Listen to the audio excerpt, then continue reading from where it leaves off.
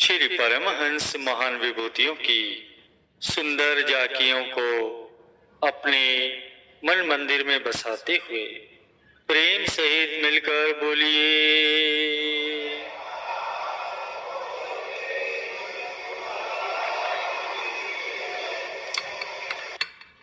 गुरुमुखों, ये श्री गुरु महाराज जी के पावन वचन हैं कि जिसको ये विश्वास है कि सद्गुरु की कृपा के बिना मुझ में अच्छा कार्य करने की किंचित मात्र भी शक्ति नहीं है, वही उचित ज्ञाता है। निंदक और विरोधी तो साधक की साधना दृढ़ करने में सहायक होते हैं, क्योंकि वे उसे पाप और गलत काम करने से सावधान करते हैं। जिस समय हम सद्गुरु के ध्यान से या उनके शब्द से बेमुख हो जाते हैं तो कष्ट आकर घेर लेते हैं। उन दुखों से मुक्त होने के लिए शीघ्रातिशीघ्र वृत्ति को सद्गुरु की तरफ मोड़ लो। अगर कठिनाइयां ना आए तो दिल से सच्ची आतुर पुकार निकलेंगी नहीं। उन सुखों से तो दुख अच्छे होते हैं जो मालिक के निकट ले जाते हैं। मनुष्य अपनी दृष्टि से चाहे कितना भी अच्छा क्यों न हो, परंतु सद्गुरु की ओट आश्रय के बिना अच्छाई स्थिर नहीं रह सकती। जिसमें धैर्य और दीनता है वह शत्रुओं पर विजय शीघ्र ही प्राप्त कर लेता है। जो व्यक्ति आत्मिक उन्नति की ओर ध्यान न देकर अपनी चतुराई और धन दौलत के मद में ही चूर रहता है और जिसे अपने सुधार की कोई चिंता नहीं रहती, ऐसे इंसान को कभी न कभी अत्यधिक कठिनाइयों का सामना करना ही पड़ता है। जिसकी दृढ़ निष्ठा नहीं है उसकी आत्मिक उन्नति होना असंभव है।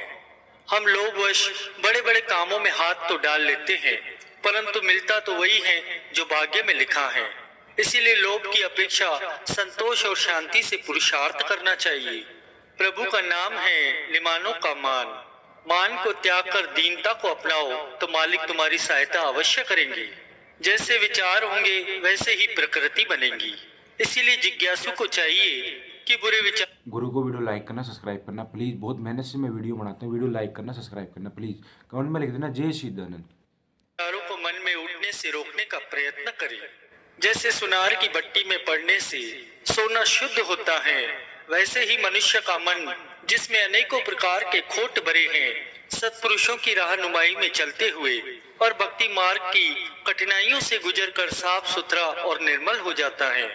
गुरु कृपा का सच्चा पात्र तो नम्रता वाला इंसान ही होता है।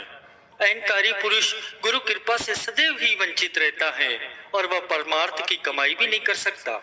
सच्चा प्रेमी एक प्रियतम के बिना अखिल विश्व के राज्य में भी सुख नहीं समझता। दूसरों की निंदा करने वाला चाहे कितने भी शुभ कर्म क्यों न कर ले, उसके ये सारे शुभ कर्म निष्फल हैं। प्रेम किया हुआ साधारण सा शुभ कर्म भी बिना प्रेम किए हुए महान शुभ कर्म से अति श्रेष्ठ है। सद्गुरु को प्रिय लगना चाहते हो तो किसी की निंदा न करो, दुखी को धीरज दो, निर्बल का बोझ उठाकर उसे सहारा दो, अनजान को अच्छी सम्मति दो और बिछड़े हुए को मालिक से मिलाओ। सद्गुरु से निभाना गुरुमुख का परम कर्तव्य होता है। अपना आप गंवाना पड़ता है। स्वयं को अनजान समझकर दूसरों को बुद्धिमान समझो। अपनी जीवा पर नियंत्रण रखो, मन को जीतो, सद्गुरु को प्रसन्न करो तो निभ जाने की संभावना है। जो कर्म करते हुए भी निष्कर्म है वही सच्चा ज्ञानी है। यदि चाहो कि मैं किसी के पराधीन न हो तो सद्गुरु का ओट आसरा लो। परिश्रम करो तो नाम जपने का करो और प्रारब्ध या भाग्यों पर छोड़ो तो व्यवहारिक संसारिक कार्य छोड़ो। नाम जपने के बिना निस्तार तो होगा नहीं। दुख आने पर जो सिमरन करता है तो इससे अच्छा पहले सुखों में ही करो, जिससे कोई कष्ट या दुख व्यापेगा नहीं। सद्गुरु की शरण और उनकी कृपा के अलावा चाहे तुम सब वेद शास्त्र कंठस्थ कर लो, तब भी तुम्हें सच्ची शांति प्राप्त नहीं हो सकती। निर्धनता में भी संतोष और धैर्य रखो, क्योंकि तुमसे भी कई अधिक निर्धन हैं। भगवान ने प्रेम रहित पकवान को त्याग कर प्रेम भरा साग प्रेम से खाया और अपने भक्त को प्रसन्न किया। सद्गुरु आपकी सेवा स्वीकार करें तो आप अपने अहोभाग्य बनाएं। सेवा करके दूसरों पर प्रकट करना उसके फल से वंचित होना है। प्रेम और नम्रता के साथ सेवा करोगे तो उन्नति करोगे। सद्गुरु के अलावा और कोई भी ऐसी निधि नहीं प्रदान कर सकता जो ज्ञान का दान देकर स्वाधीन कर दे। सच्चे सद्गुरु का दर्शन कर आप में अवश्य ही परिवर्तन आएगा। आपका मन निर्मल होगा और सत्य की तरफ आकर्षित होगा। सदगुरु की आज्ञा का शस्त्र लेकर जो मन को मारे वही सच्चा सेवक है। जैसे समुद्र में लहरें उठते हुए भी जहाज में बैठा हुआ व्यक्ति आनंद से अपना समय व्यतीत करता है, वैसे ही मन में तरंगे उठते हुए भी गुरु शब्द अभ्यासी आनंद में जीवन बिताता है। जो भक्त सच्चे मन से भगवान का सिमरन करते हैं, भगवान भी उन्हें एक पल नहीं बुलाते। सदगुरु कभी यदि बाहर से कठोरता का व्यवहार करे तो अंदर से उनकी कृपा का हाथ भी होता है। जिसका मन संसार के पदार्थों में उलझा हुआ होता है वह संसारी है, और जिसका मन सदगुरु के चरणों में लगा हुआ है वह संस्कारी है। तुम्हें जो कभी मालिक ने दुख भेजे हैं तो परेशान मत हो, यह निश्चय कर जानो कि उनमें कोई हित ही निहित होगा। अगर बरकत या बख्शिश चाहते हो तो नम्रता सहित सदगुरु की सेवा करो।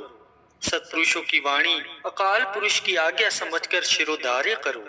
दुनिया में रहो मगर दुनिया को अपने मन में रहने मत दो। दूसरों की बुराइयों को बुला दो। प्रत्येक हृदय में हरि है, इसलिए प्रत्येक से सद्व्यवहार करो। गुरु भक्त के लिए नरक है ही नहीं।